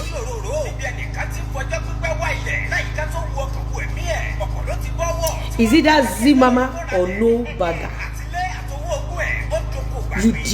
you dare not to come o tó bẹ́ẹ̀ o mọ bí Ràkúnmí ṣe fayé ṣe tó fọrùn ṣe iṣẹ́ tí Ràkúnmí ṣe fún Ìyábọ̀ níbi tó ti ṣe fún Yọ̀wá ìjọ tó ti dáyé nítorí pé Ràkúnmí fẹ́ gbèjà Ìyábọ̀ ló mú Ràkúnmí lọ tẹ̀sí àgẹ̀rẹ̀ tó fi ṣe ọ̀pọ̀lọpọ̀ èèyàn lẹ́ni tó fi dẹni ẹ̀sín káàkiri àgbáyé lọ́jọ́ tí Ìyábọ̀ Òjó ti ń ṣe pátí òrọ́kọ Ràkúnmí níbẹ̀ story ọmọ bíbí inú Ìyábọ̀ Òjó òde Gistlover story Ràkúnmí ń fly lórí Gistlover òmòye ọdún tí Ìyábọ̀ Òjó ti fi Ràkúnmí tó ti fi ṣe soft target tó fi ń àtàkì àwọn èèyàn Ìyábọ̀ ló bà image Ràkúnmí jẹ́ Ìyábọ̀ ló bà ayé Ràkúnmí jẹ́ Ìyábọ̀ ló jẹ́ kí gbogbo àgbáyé kọ̀yìn sí Ràkúnmí Ìyábọ̀ Alice Òjó ló bà ṣe ọwọ́ Ràkúnmí jẹ́ because instead kí Ìyábọ̀ ó package Ràkúnmí kó sọ di material tọmọdé máa fẹ́ tágbà máa fẹ́ ó wá sọ di killing weapon Ìyábọ̀ la máa deal pẹ̀lú ẹ ṣùgbọ́n Ràkúnmí ló máa suspect tí Ìyábọ̀ Òjó bá wá ṣorí burúkú yẹn títí á wá ti Ràkúnmí lẹ́sẹ̀ á ní kí Ràkúnmí lọ station Ìyábọ̀ àwa máa pàṣẹ fún Ràkúnmí pé kí Ràkúnmí ṣe báyìí sẹ́ẹ̀ tí Ràkúnmí ò bá jẹ́ ọ̀rẹ́ mọ́ Ìyábọ̀ lẹ́nu Ràkúnmí ò bá ti ju level tó wà lọ àmọ́ ọlá pé Ràkúnmí náà fẹ́ gbọ́nù ẹ̀bùn Ràkúnmí ò fẹ́ rá ó fẹ́ rìn Ràkúnmí ò níṣẹ́ lọ́wọ́ òun náà fẹ́ ṣe bí big girl tó bá jẹ́ pé Ràkúnmí gbé jẹ́ forí kó rọra máa tó bọ̀ ó má subject ara ẹ̀ sí weapon tí Ìyábọ̀ Òjó fi ń pa àwọn èèyàn bóyá gbogbo àgbáyé ò bá fẹ́ràn Ràkúnmí as at today maybe Ràkúnmí ò bá ní political appointment maybe kò bá ní political appointment Ìyábọ̀ nígbà election ṣebí opposition party Ràkúnmí ló wà yàtọ̀ sí pé ó wà ní opposition Ràkúnmí orí burúkú tó o ṣe fún opposition party yẹn wọn ò lè rántí ra wọn ò lè fi chairman àwọn ọdún wọn ò lè fi rántí Ràkúnmí you are a pathetic killer and a pathetic destroyer àwọn tó ń tẹ̀lé Ràkúnmí lánàá ṣebí wọ́n ló dissolve ẹ̀ torí wọ́n ló fi èrú kó wọn jọ sẹ́yìn ẹ̀ káyé má bàa fura sí ẹ pé wọ́n ní discover. Ìyábọ̀ ọ̀rọ̀ ń bẹ́nu wà wá o à ń bọ̀ àti ìdè ó wá di pé wàá máa ṣe vẹ́ǹtì ọkọ Ràkúnmí ò dẹ̀ ní débẹ̀ láyé lọ́jọ́ tó o ti lóo ní opportunities mélòó ló fún ọkọ Ràkúnmí tí n bá l'opportunity kan àbúrò mi ni Zimama she should be the first on the list tó bá wá jẹ́ pé opportunity tó lọ sọ́dọ̀ àwọn ọkùnrin ọkọ Zimama gbọ́dọ̀ jẹ́ first on my list oore tí Zimama ṣe fún mi ẹ ti gbàgbé mi nígbà dúmà tá ń bí Zimama wà náà tó dúró fún mi kò tí wàá close mọ́ mi ní time yẹn ẹni tó dàbí ọ̀tá fún mi lánàá ara ẹ̀ ní Zimama ti jáde tó dọ̀rẹ́ mi lẹ́yìn tí ò bá sí Zimama àwọn videos mi tẹ́ ń kọ́ tìyẹn tí ò bá sọ pé lọ́pẹ́ tó bá mi flag ọmọ 5 ló wà lọ́wọ́ ẹ̀ 247 a máa bá mi flag kiri ẹbí mélòó ará mélòó ni mo rí tó bá mi ṣe rí Ìyábọ̀ mo ní pé ọmọ tó insult Ràkúnmí ó fún Ràkúnmí jẹ ó bayé Ràkúnmí jẹ Ìyábọ̀ and you were so happy you were so pleased tó bá jẹ́ pé ó wà lọ́wọ́ ẹni kó ló bá ra pléènì fún Ọ̀dùnkún mọ́ṣúárì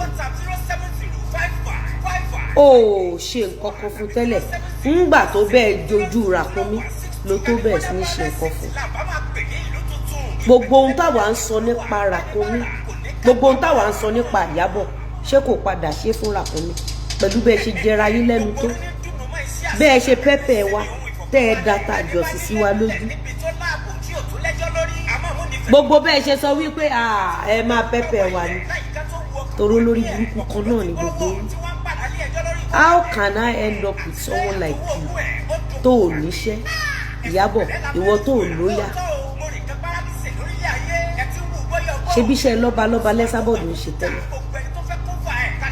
tẹ́rọ ń wò ó táyé ń wò ó tí gbogbo àwọn èèyàn máa sọ pé màmá àfi bó ṣe sọ̀yàdọ̀ lórí burúkú tó sọ̀yàdọ̀ alájàngbìlà tó bá ti gbérọ́ yẹn wá Ìyábọ̀ kó o lè bá mọ̀ pé lórí burúkú pàtàkì yẹn kí ló mú ìwọ àti oní advert láti lọ parọ́ fún Esabod wípé èmi àtọkọ mi lọ sórí ilẹ̀ yín ẹ mọ̀ pé rọ́ọ̀nì ṣé òun sọ fún mi pé gbogbo oògùn tó máa ń sàṣẹ Esabod ṣé kò ní wọlé gbogbo àdúgbò tó bá ń sàṣẹ ṣé kò ní wọlé olórí burúkú ló pọ̀ nínú ẹ̀yin tẹ́ ń lọ social media tẹ́ ń tẹ̀lé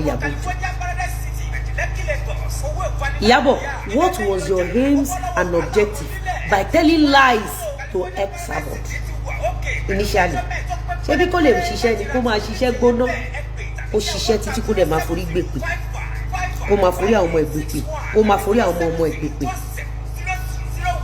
èèyàn kan sọ pé Ràkúnmí herself is evil are you telling me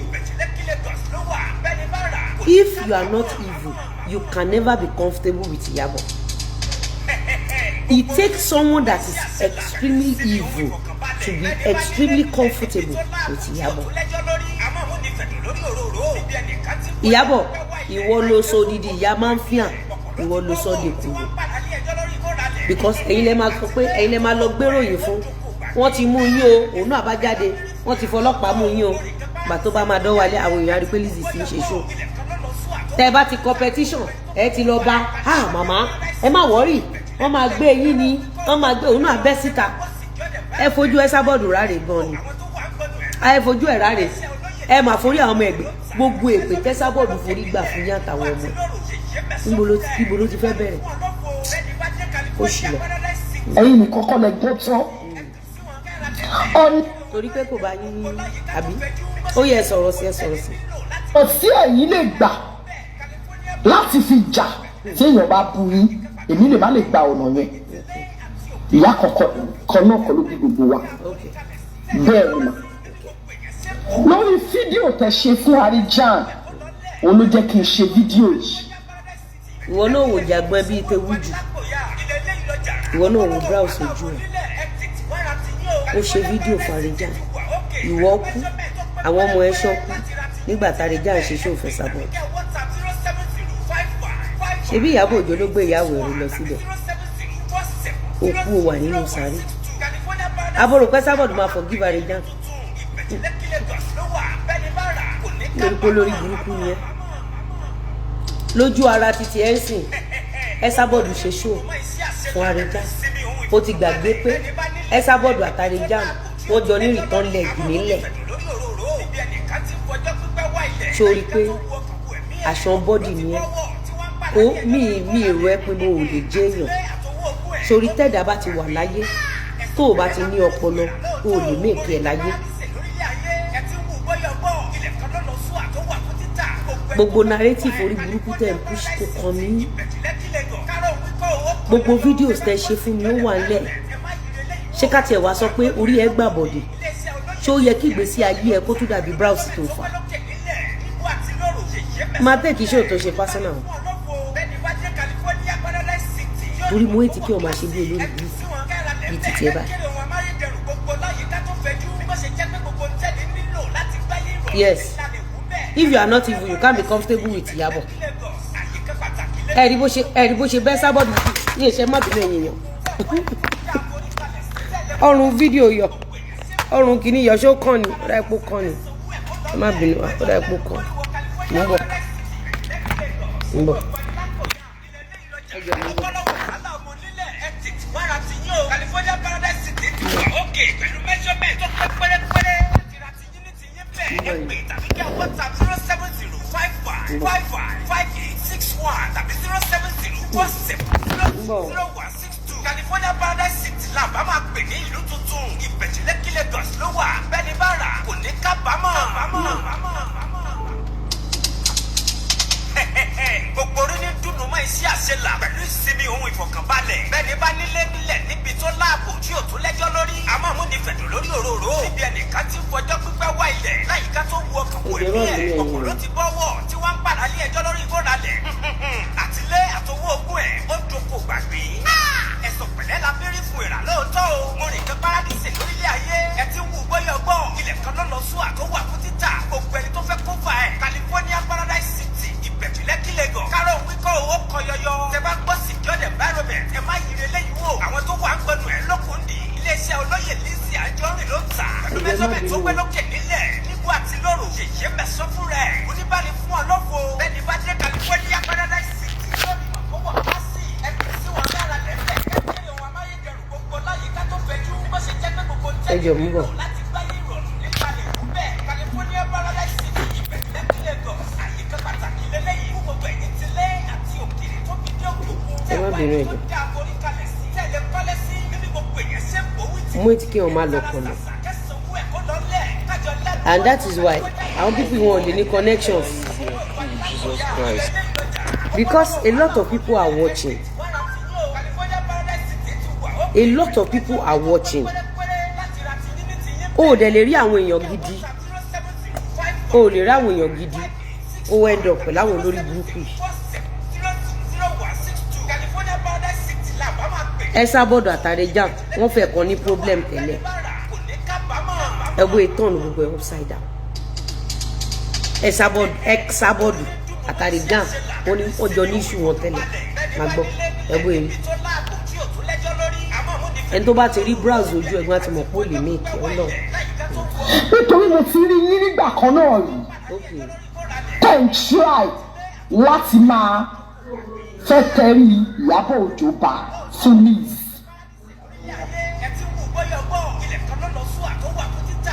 Ìyábọ̀ ẹ sábọ̀dọ̀ ń tẹ̀rí Ìyábọ̀ Òjó bá fún Liz. Lórí pé o lè mẹ́kẹ́ ẹ mọ̀, lórí pé kò lè dá fún ẹ mọ́. Ká tẹ̀ sọ pé wọ́n pè é, wọ́n sọ báyìí fún ẹ. At least ká tẹ̀ sọ pé o ò ní láárí, ká sọ pé o ò lọ́pọlọ, ká sọ pé o ò ráyé wá. Ṣé bẹ́ẹ̀ náà ló ṣe rógolò? Who is Ìyábọ̀ Òjó? Ṣébi tí n bá ti ṣiṣọ́ ṣán bí pọ̀ rí máa pọ̀ pọ̀ gbogbo mi fẹ́ tú gàdá. ṣebí tí n bá ti sọ̀rọ̀ ṣé wọ́n bí ìpòrí máa pọ̀pọ̀ Olúbùnmi Fẹ́túgàdà ibi tí n bá ti gbé ọ̀rọ̀ làákàyè sílẹ̀ sọ fún mi pé èèyàn wálé ayé sọ fún mi structure tí Ìyábọ̀ Òjó fi mú wọn nínú 101 billion Lizzy Anjorin sọ fún mi Esabod ń tẹrí Ìyábọ̀ Òjó bá kí ló gbé Ìyábọ̀ Òjó dé fracas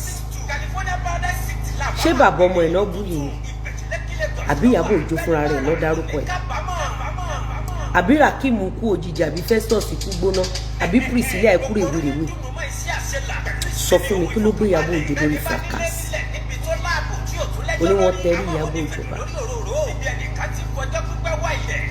kí ni Ìyábọ̀ Òjó fi orí Esabod ṣe lọ́dọ̀ Dorcas Ìyábọ̀ Òjó borí Esabod jẹ́ ó forí Esabod gbàbọ̀dé ó forí Esabod rúbọ ó forí Esabod bayé jẹ́ ó forí Esabod gbè ó wá padà lọ sí camp ẹ̀ tó beautiful right you should be ashamed of yourself ó yẹ kó lọ parẹ́ lálẹ́ yìí ó yẹ kó lọ gbóògùn jẹ.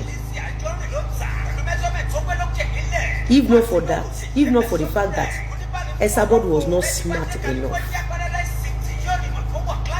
Esabod ti jẹ dodo ẹni òun dodo. Esabod mọ̀ wípé Ìyábọ̀ Òjó ti òun ti balẹ̀ jẹ́. Esabod mọ̀ wípé níwájú Ọlọ́run wájú èèyàn òun ò lè rí ìdáríjì ẹ̀ṣẹ̀ gbà.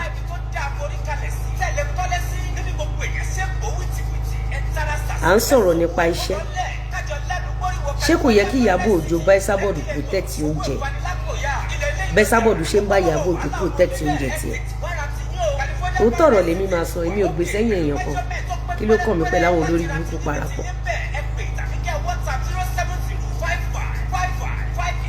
olórí burúkú ti tiẹ̀ tó ń sọ nísìnyí wípé Esabod ń tẹrí Ìyábọ̀ Òjó bá ṣé ká gbé fídíò Ìyábọ̀ Òjó wá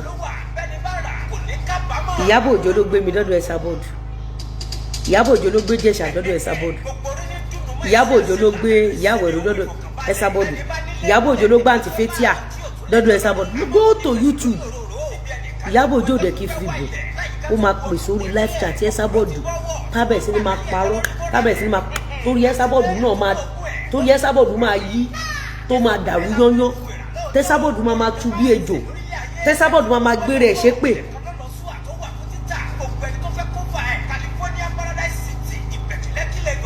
tán bá níta ló bá yẹ Esabod jẹ́ lẹ́nu Ìyábọ̀ Òjó ni Ìyábọ̀ Òjó ń tẹ́rí Esabod ò mọ tó ń ṣe mọ́ ni ṣebí Esabod lọ sí Tanzania ṣé Ìyábọ̀ Òjó lọ síbi bẹ́ẹ̀dẹ̀ kódà ìtìjú ló mú tó fi kí lọ́dún yìí ìtìjú ló mú fọ́dún méje tẹ́sabod fi bá Ìyábọ̀ Òjó pààyàn ọdún yìí nìkan ṣoṣo nígbà tó rí Esabod ti ń lọ ó ṣẹ̀ṣẹ̀ wá post yẹn pé ìyá Àjàrà Kúkà máa bọ̀ já post yẹn wá máa ṣiṣẹ́ lọ.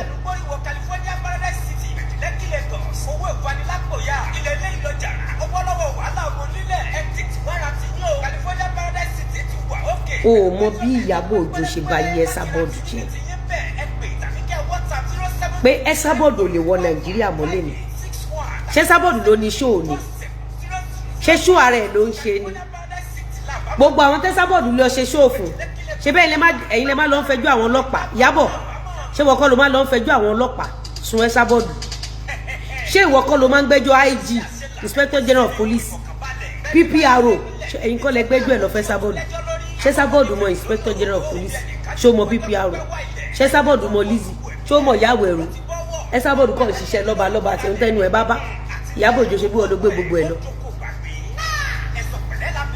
ṣebí ọ́díò yín l'Esabod ń play yẹn níbi tẹ́ ti sọ pé àbúrò yín ni PPRO t'Esabod dẹ̀ ń kó fún bí wèrè.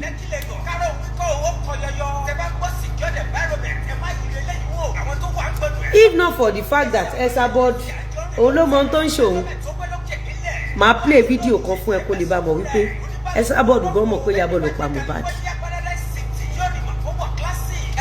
but wọ́n ti fi advert dòdò wọ́n ti fìdí lẹ́nu ẹnu ẹ sábọ̀dù òun dodo mọ́ yẹn play ṣú ẹ̀ tán. tí ò yẹ kó rí bẹ́ẹ̀ nígbà tó ń bú yẹn yín náà ń bú ń gbà yẹn náà wọn ò sọ fẹ́yìn pé. so èmi ni mo kọ́kọ́ lọ bú ẹ sábà lólórí burúkú ni ẹ o ò lè méèkì ẹ o ò lè méèkì ẹ láyé olórí burúkú ni ẹ sórí fracas ó ti wọnú ẹ̀jẹ̀ débi wípé kò sí ọmọ ẹ kankan tí ọ̀run lè fi orí rẹ̀ rántí kọ sílẹ̀ kó forúkọ mi sí ó ní àwọn kankan tó yẹ pé tó bá ṣe sórí nǹkan kan ṣe tó lè jẹ́ kó sórí burúkú láyé when you know the truth and you don't tell the truth.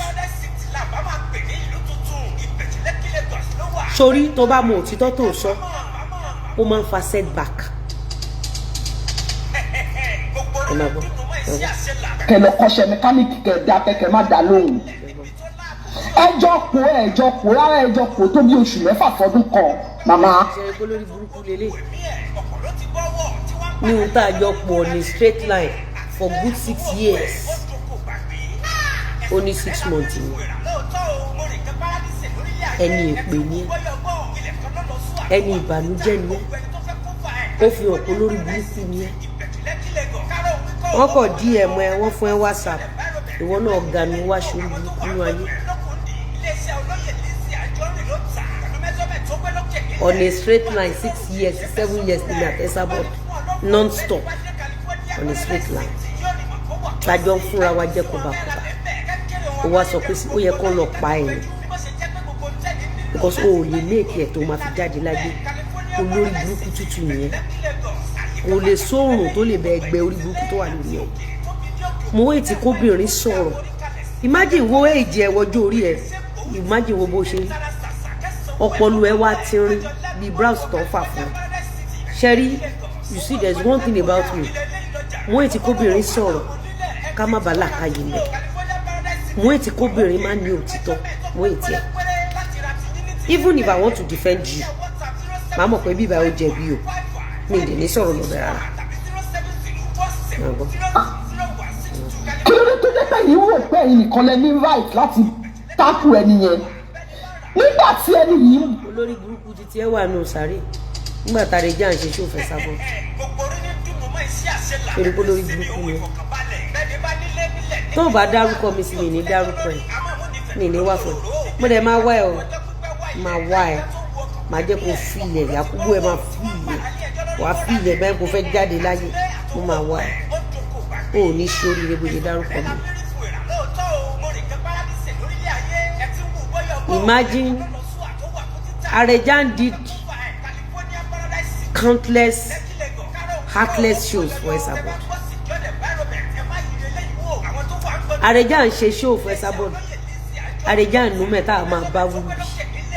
Arejan jẹ́ pé èpè àti èbú máa fi bá títí ẹ̀ jẹ́. Àdàbí sórí nǹkan kan máa ń dùn mọ́ mi nínú. Tó bá jẹ́ pé èmi kọ́ ni kọ́kọ́ lọ fún ẹ. Kíní ẹ máa ń dùn mọ́ mi nínú bàjẹ́bàjẹ́. Tó bá jẹ́ pé èmi kọ́ ni mo kọ́kọ́ lọ fún ẹ, and that is why I don't go for people. Ebe era wo lórí burúkú bíi títí ẹ ibẹ̀ lẹ ti máa mọ̀ pé wọn ò lè jẹ́ èèyàn gbọ́. wúyàn tóun náà jáde tó ń da lóhùn padà ọ̀nà tó bá wù mí ni mo lè fi da lóhùn ṣùgbọ́n ní. èmi lè mi bú Arejan t'Arejan wá jáde tó ń bú mi padà ṣọmọ tó bá tare lè jáde máa ṣoríire ṣọkùnrin tó bá fẹ́ ilé máa ṣoríire ẹ̀yin ọkùnrin ẹ wojú irú eléyìí dáadáa tó bá fẹ́ rú obìnrin yẹn ò lè ṣoríire o ó dì kò lè yé yín ẹ̀yin ọkùnrin tẹ́ bá fẹ́ rú eléyìí tẹ́ bá ti rí jẹ tẹ́lẹ̀ ní rí jẹ mọ́ ẹ má ṣàgbákòrú ọmọ èèyàn báyìí olórí burúkú obìnrin ni tí ọmọ ẹ àti pátánì ẹ bá ní iṣu olórí burúkú máa mú ọ̀rọ̀ látọ̀rọ̀ ni tán bá lóbìnrin wà intelligent olórí burúkú eléyìí wà intelligent kẹ lè bá mọ level of àwọn tó ń lo most of people tó ń lo social media yìí ẹ lọ wo comment ẹ wọn ò mọ̀ kó ń ṣẹ̀sìn.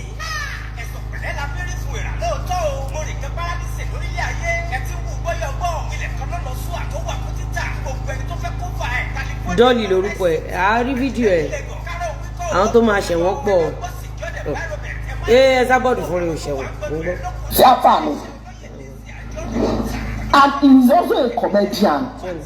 So gbogbo ọ̀nà tó bá wù ló lè fi gbé pẹ́rẹ́gì ìjà kaná pẹ̀lú ẹni tó bá ń bàjá. àwa làwa ń bá Areja ń jà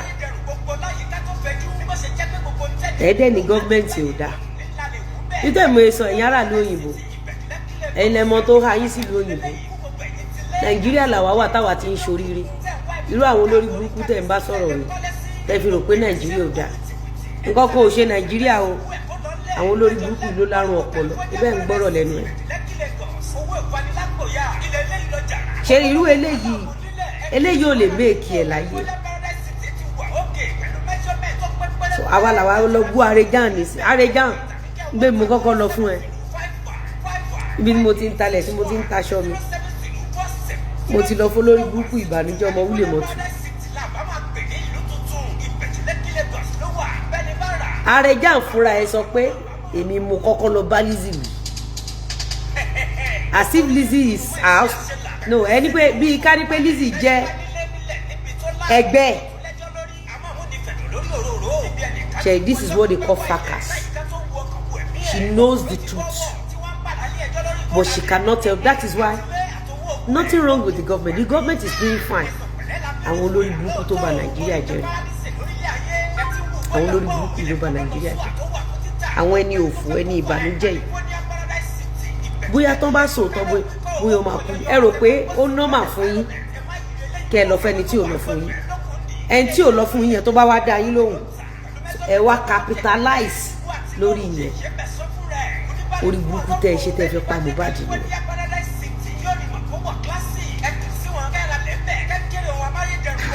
ẹ̀yin èèyàn sọ fún pé kò níṣẹ́ kó lọ kọ́ mẹkáníìkì ṣé tó bá bu kó bu ẹ̀kẹ́ luwọ́ ni ṣé gbogbo èèyàn ló lè bẹ̀ ẹ̀kẹ́ luwọ́ màmá tó bá bú yàn. ẹgbọ́n ẹ̀yin èèyàn ṣé Lizzy ló kọ́kọ́ lọ bú Areja kí ló máa ṣẹlẹ̀ sí olórí burúkú tó ń sọ̀rọ̀ yìí pẹ̀lú ọ̀rọ̀ tó ń jáde lẹ́nu ẹ̀ kí ló máa ṣẹlẹ̀ sí olórí burúkú ẹ̀yin èèyàn ẹjọ́ kí ló máa ṣẹlẹ̀ sí olórí burúkú yìí tí ọ̀run máa dàrin àjò ẹ̀rú tọmọtọmọ ẹ̀ kí ló máa ṣẹlẹ̀ sí ẹ ti rí so àwa la kọ́kọ́ lọ bú ìbànújẹ́ ọmọ wúlé mọ́tò alákìsà àbíbọ̀ máa wò àwa la kọ́kọ́ lọ bú tán bá bí ọ̀pọ̀lọpọ̀ èèyàn lẹ́yìn wọ́n máa ní Lizzy ló lọ gbé Fatima wá despite the fact pé mo fègún sílẹ̀ wípé anybody tó bá sọ pé mo gbé Fatima wá tó bá jẹ́ pé tòótọ́ mi lọ gbé Fatima wá ẹni yẹn free àmọ́ tí mi ò bá mọ kankan nípa Fatima anybody tó bá lé mi mo gbé Fatima wá irú ẹ̀dá bẹ́ẹ̀ máa fọwọ́ sìnkú ọmọ ó ti gbàgbé àwọn ìbànújẹ́ ló kú gọmẹ wọ́n ti gbàgbé ọpọlọ wọn ti dàrú.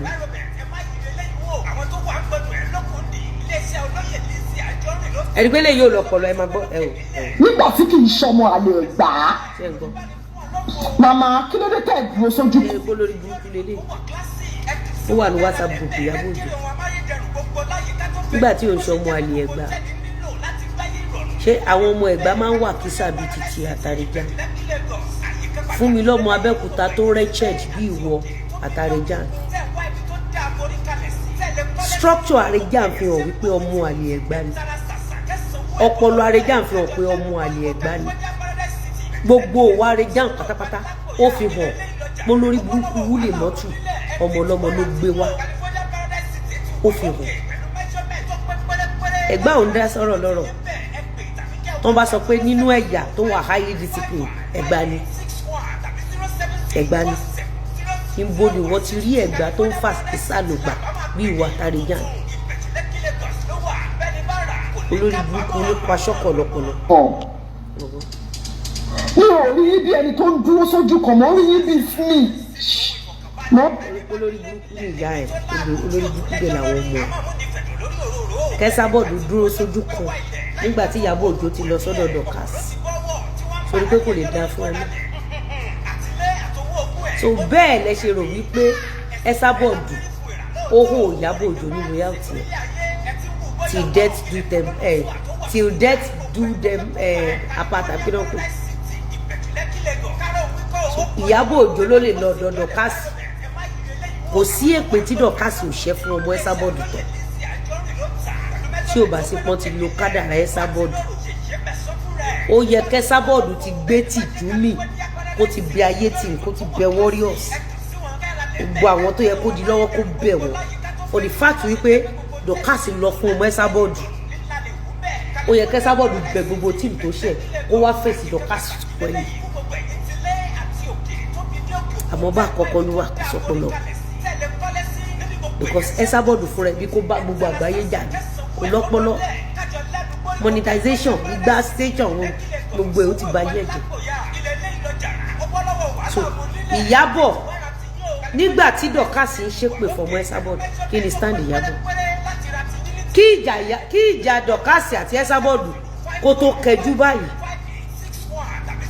ó gbọ́ nǹkan tí Ìyábọ̀ Òjó sọ fún Esabod ni ó ní Esabod ò tó bẹ́ẹ̀ láti sọ fún òun kó má bá Dọ̀kásì ṣe ó ní wọn bí ìyá láyà ẹ̀pọ̀ ìmọ̀ àpọ̀pọ̀ Esabod dà ó lè sọ fún òun ẹni tó má bá ṣe ó ní nǹkan ló bí òun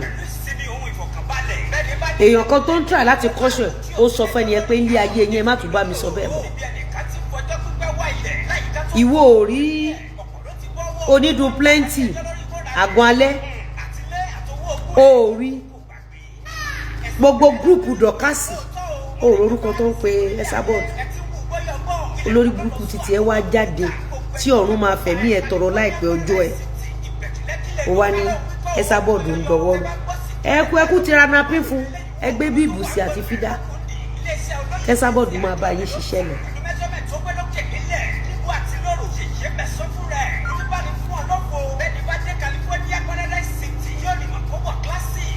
talẹ̀ ní ń bá wí talẹ̀ ń bá wí ó bẹ́ kí Jacob ó lè já àkọ́ ló ń bá wí ó bẹ́ kí Jacob talẹ̀ ń bá wí kí n tó blọọkì yín.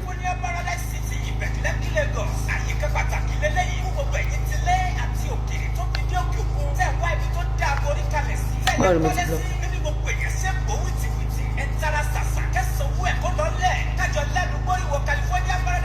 ṣe bá mi.